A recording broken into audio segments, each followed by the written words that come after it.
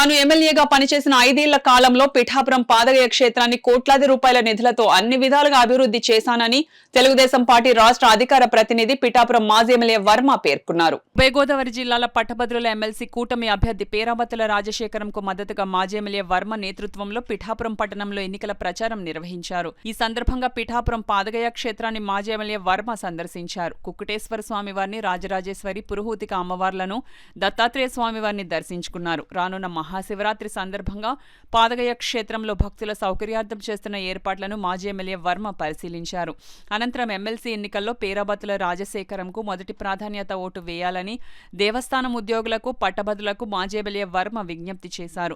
అనంతరం పిఠాపురం శ్రీపాద శ్రీవల్లభ మహాసంస్థానాన్ని మాజీ ఎమ్మెల్యే వర్మ సందర్శించారు. అనంతరం పేరాబత్తుల రాజశేఖరంకు పట్టభద్రుల ఎమ్మెల్సీ ఎన్నికల్లో మొదటి ప్రాధాన్యత ఓటు వేసి గెలిపించాలని ఆలయ సిబ్బందికి మాజీ ఎమ్మెల్యే వర్మ విజ్ఞప్తి చేశారు. వీరందరి యొక్క ఆధ్వర్యంలో, కూటమి ప్రభుత్వ ఆధ్వర్యంలో మహాశివరాత్రి ఉత్సవాలు బ్రహ్మాండంగా జరుగుతాయని చెప్పి తెలియజేస్తూ ఆ స్వామివారి ఆశీస్సులు ఈ నియోజకవర్గ ప్రజలందరికీ ఉండాలని చెప్పి కోరుకుంటున్నాను. 2014-19లో చంద్రబాబు నాయుడు గారి సహకారంతో వెంకటేశ్వర స్వామి వారికి 10 కోట్ల రూపాయలు డిపిఆర్ తయారు చేయడం జరిగింది. ఆ డిపిఆర్ ప్రకారం మొదటి విడత 2,70,00,000 రూపాయలు నిధులు రావడం జరిగింది. దాంతో మన పురోహితుల యొక్క అర్చికా క్వార్టర్స్ నిర్మాణం చేయడం జరిగింది. మా టైంలో కోనేరు అభివృద్ధి చేయడం జరిగింది. అలాగే లోపల టెంపుల్ లోపలంతా కూడా గ్రానైట్ ఫ్లోరింగ్ చేయడం జరిగింది. ఒక డిపిఆర్ ఫ్యూచర్లో ఈ టెంపుల్ని ఏ విధంగా డెవలప్ చేయాలో అప్పుడు ప్రిన్సిపల్ సెక్రటరీ గారు, ముఖ్యమంత్రి చంద్రబాబు నాయుడు గారి ఆధ్వర్యంలో ఒక డిపిఆర్ కూడా తయారవడం జరిగింది.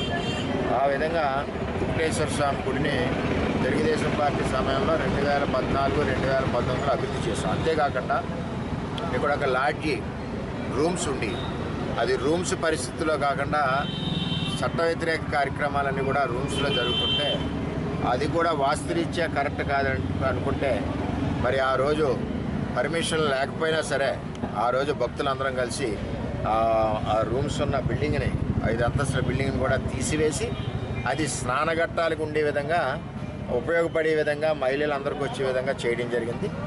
దాంతోపాటుగా మన చండీ యాగం కూడా మేము ఉన్నప్పుడు పెట్టాం. ఎందుకంటే పేదవాళ్ళు చండీ యాగం చేసుకోవాలంటే దగ్గర 70-80 వేల రూపాయలు అవుతుంది.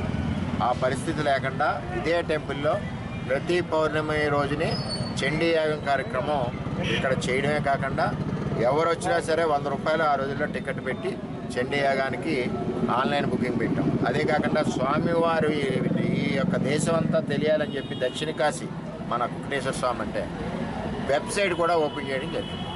చందాలు ఇచ్చినా ఎవరైనా డొనేట్ చేసినా అందరికి కూడా వీలుగా ఉండడానికి ఆ రోజుల్లో మా ప్రభుత్వం ఉన్న టైంలో వెబ్సైట్ కూడా ఓపెన్ చేయడం జరిగింది. స్వామివారి కార్యక్రమాలు అన్నింటిలో కూడా అప్పుడు అందరం కూడా సేవా కార్యకర్తలాగా పనిచేస్తూ శివరాత్రికి కానీ అన్ని రకాలుగా చేస్తాం. అదేవిధంగా ఇక్కడ స్వామివారి ఆర్చ్ కూడా, బ్రహ్మాండమైన ఆర్చ్ కూడా ఆ టైంలో నిర్మాణం చేయడం జరిగింది.